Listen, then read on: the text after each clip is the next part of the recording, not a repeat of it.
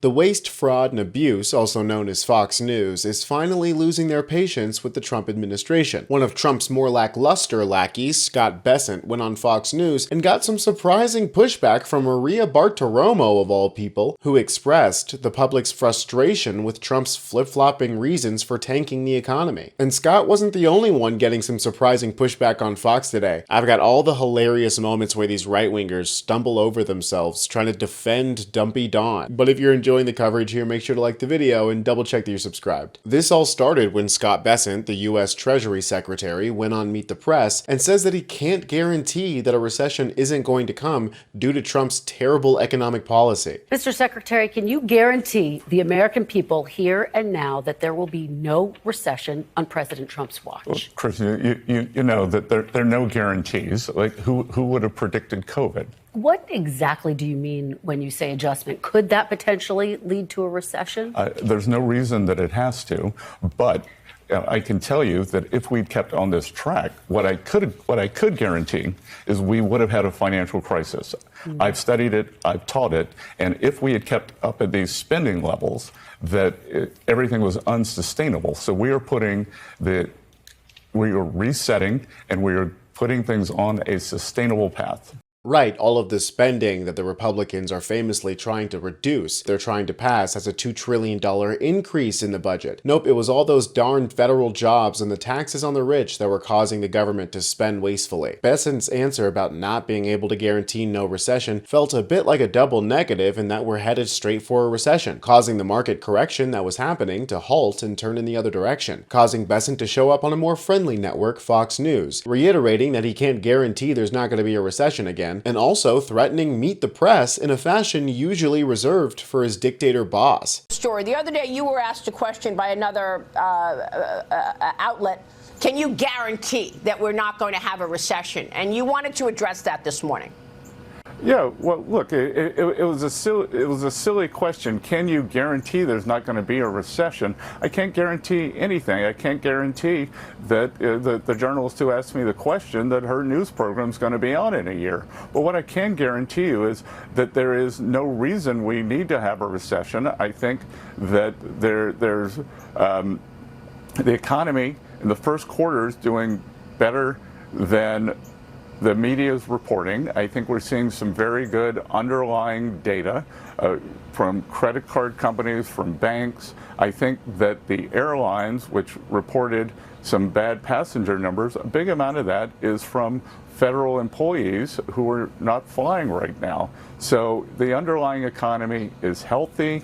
These Republicans always try to have it both ways. What do you mean the underlying economy is healthy? I thought you inherited the worst economy ever because Biden ran it into the ground. I thought everything was failing and about to fall apart until Trump stepped in, turning the ship around from shore destruction. I thought what we're feeling now is transitionary from Bidenomics to Trumponomics. These people can't even find a solid narrative of something other to blame than Trump's horrible economic policies. From him firing thousands of government employees because his rich drug addict friend told him it would be a good idea, to implementing random tariffs, starting with our allies first. This whole time doing this will they won't they on when the tariffs actually start. The American people are completely fed up, even the Republicans, to the point where Maria Bartiromo has to push back on Scott when he starts making up random reasons why the tariffs are actually a good idea. They have substantial tariffs, and as important as the tariff are some of these non-tariff barriers where they have domestic content production, where they do testing on whether it's our food, our products, that bear no resemblance to safety or anything that we do to their products. See, these are the things that people are really worried about, because they first thought it was just about trade. Then they thought it was just about fentanyl. Then after that, we talked about, well, maybe it's currency manipulation, and maybe it's now you're talking about food testing. And when I bring up the issue of clarity, that's what I'm talking about, and that's what I'm hearing from corporate America, that we're not sure where this is going. But of course, we will get resolution on April 2nd, rather. Maria makes a good point. What is this I'm hearing about food safety being the reasons for tariffs now? That's not what Trump was saying. We may have short-term a little pain, and people understand that. But long-term, the United States has been ripped off by virtually every country in the world. We have deficits with almost every country. Not every country, but almost.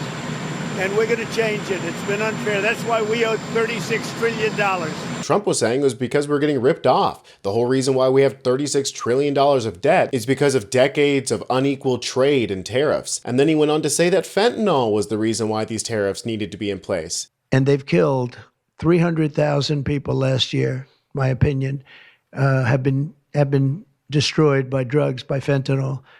The fentanyl coming through Canada is massive. The fentanyl coming through Mexico is massive. Okay, isn't fentanyl food safety because we have unfair trade? What is the reason behind these tariffs other than trying to offset the tax burden on the middle class and the poor while making historically massive tax cuts for the rich permanent in the form of extending Trump's Jobs and Tax Cut Act? I mean, the members of this administration are flip-flopping more than the burgers at Trump's favorite restaurant. They're desperately trying to sell the American people on these widely unpopular moves, like Trump's random taxes on Canada and Mexico, and firing thousands of federal employees. Here's the new head of the EPA trying to deny reports that they're firing thousands of employees, while also saying that they're going to be following the guidelines that tell them to fire thousands of employees. I mean, it's just ridiculous. The New York Times reports your department is going to fire more than 1,000 scientists in an effort to dismantle the Office of Research and Development. Can you confirm that? And what's the end game? Listen, New York Times is ahead of their skis doing a faceplant on this one. I will say President Trump has directed the executive branch, all departments and agencies, to look for ways within our department to best serve the American public. For us at EPA, we are going to fulfill all of our core statutory obligations.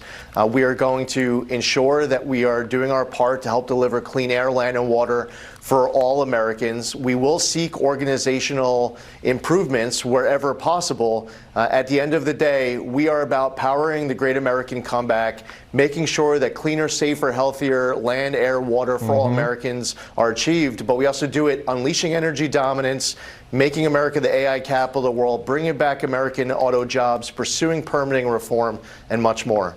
So you're not confirming the New York Times report? A decision is something that we are working through. We will, across all offices of EPA, always look for ways to operate better, more efficiently. But no, New York Times is way ahead of their skis on this one.